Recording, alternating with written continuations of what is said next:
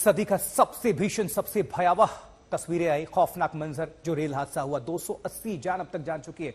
तस्वीरों के माध्यम से जरा अंदाजा लगाइए, ये जो पूरा आप देख रहे हैं एरियल व्यू है, ड्रोन व्यू है, जो आसमान से ली गई तस्वीर है। 1 किलोमीटर के दायरे में, 1 किलोमीटर के रेडियस में ये सब कुछ आपको नजर आ रहा है। लगभग दर्जनों बोगियां पूरी तरह से क्षतिग्रस्त हैं। उनमें हजारों मुसाफिर यात्रा कर रहे थे, गंतव्य स्थान तक जाना चाह रहे थे। उनको नहीं पता था कि वो आखिरी बार सफर कर रहे हैं, उनको परिजनों को भी नहीं पता था।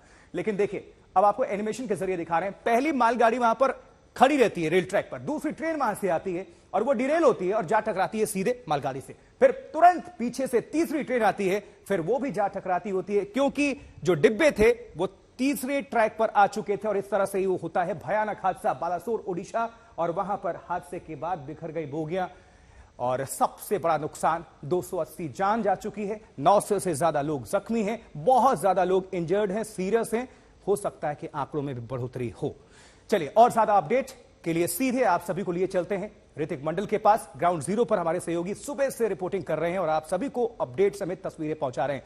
ऋतिक, किस तरह से रेस्क्यू ऑपरेशन आगे बढ़ाया जा रहा है, कौन कौन पहुंच चुका है? जानकारी मिल रही है कि प्रधानमंत्री नरेंद्र मोदी भी पहुंचने वाले हैं। क्या है अपडेट, क्या है तस्वीरें आपके कैमरे के माध्यम से दर्शकों को? फिलहाल जो हमारे पीछे जो बॉगीज के जो आप देख सकते हैं, जिस तरीके से एक के ऊपर और एक जो बॉगी जो इस ट्रेन के और लगभग 2 ट्रेन के जो बॉगीज की जो मलबे है वो पीछे स्पष्ट आपको दिखाई दे रहा है। लेकिन एक सुकून की बात है जो बताया गया है, सुबह से जो चीज हम देख रहे थे कि जितने भी लोग इन बॉगीज में और खासकर इन डेब्रीज के अंदर फंसे हुए थे, उनको निकालने की काम लगभग खत्म हो चुका है। लेकिन इस पड़ाव पे एक अहम चीज रह जाती है कि वहां पर अभी भी तलाश जो है वो जारी है, क्योंकि यहाँ पर कई सारे मलबे का ढेर है।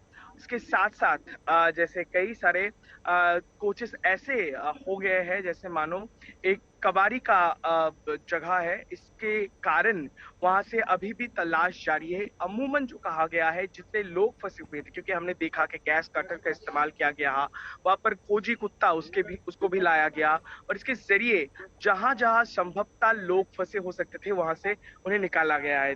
रही दूसरी बात, क्योंकि जिस तरीके से हमने देखा कि आज नवीन पटनायक वो यहाँ पर पहुंचे, उससे पहले रेल मंत्री वो खुद आए और रेल के आला अफसर से बात किए, मुआयना किया मौका का, और उसके बाद तो पश्चिम बंगाल के मुख्यमंत्री वो खुद आई थी यहाँ पर। अब जो इंतजार चल रहा है आशुतोष, थोड़े ही दिन में प्रधानमंत्री वो यहाँ पर पहुंचेंगे और हम जैसे शायद आपको आवाज भी पहुंच रही होगी, हेलीकॉप्टर्स हवाई गोते लगाते हुए लगातार यहाँ पर दिख रहे हैं।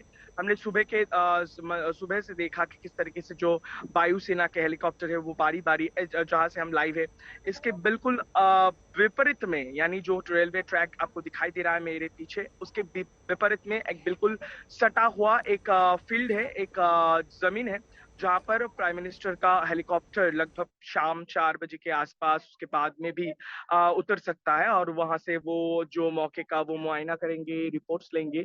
और ये बहुत ही महत्वपूर्ण है, क्योंकि इस तरीके की भीषण हादसा हमने नहीं देखी है भारतीय रेल के इतिहास में, बहुत कम है। 280 का आंकड़ा जो है मौत का वो पार कर चुका है और 900 से ज्यादा लोग गंभीर रूप से घायल है, जिनके अस्पतालों में फिलहाल इलाज चल रहा है।